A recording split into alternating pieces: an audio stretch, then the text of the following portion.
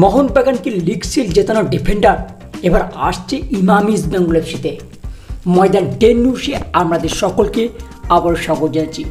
আজকের ভিডিওটা হচ্ছে মোহনবাগান সুপার জয়েন্টসে লিগ সিল জেতানো এক ডিফেন্ডার আবারও ফিরতে চলেছেন ইস্ট বেঙ্গল এফসির জার্সি পরে। ময়দানে জোর গুঞ্জন যে মোহনবাগান সুপার জয়েন্টসের ডিফেন্ডার এবার জয়েন করছে ইমাম ইস্ট বেঙ্গল এফসিতে। সেই জল্পনাটা বা সেই রিমোটটা নিয়ে আজকে আমরা আলোচনা করব। তো ভিডিওটা স্কিপ না করে পুরো দেবো সমস্ত আপডেট পাওয়ার জন্য। ভিডিও যদি ভালো লাগে থাকে অবশ্যই লাইক করো, কমেন্ট করো এবং বন্ধুদের মধ্যে শেয়ার করো। চ্যানেলে যদি নতুন আসতে চ্যানেলটি সাবস্ক্রাইব করে পাশে থাকা বেল আইকনটি টিংটং করো।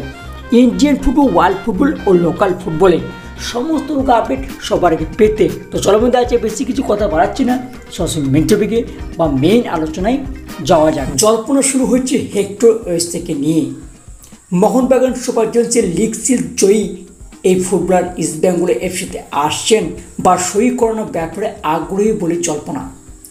যদিও নিশ্চিত করে এখনও কিছু দাবি করা হয়নি, যোগ দেওয়ার সম্ভাবনা রয়েছে এমন দাবি উঠে এসেছে সামাজিক যোগাযোগ মাধ্যমে। নতুন মৌসুম শুরু হওয়ার আগে বিভিন্ন পরিসংখ্যান নিয়ে কাটছাড়া চলছে। ইন্ডিয়ান সুপার লিগ অফিসিয়াল ওয়েবসাইটে প্রকাশ করা হচ্ছে পরিসংখ্যান সংক্রান্ত বিভিন্ন প্রতিবেদন। সেখানে তুলে ধরা হয়েছিল গত মৌসুমে সবথেকে বেশি ডুয়েল জেতা ফুটবলারদের নাম।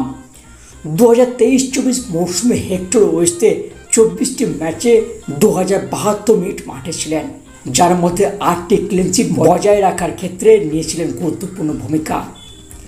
149টি ডুয়েল যুক্ত করেছিলেন নিজেকে। 18টি ক্লিয়ারেন্স ডুয়েল সহ 67.79 সাফল্য হারের সঙ্গে মোট 101টি ডুয়েল জিতেছিলেন। এছাড়াও 120টি রিকভারি, 17টি ব্লক এবং 917টি সফল পাস সম্পন্ন করেছিলেন এই হেক্টর ওয়েস্টে।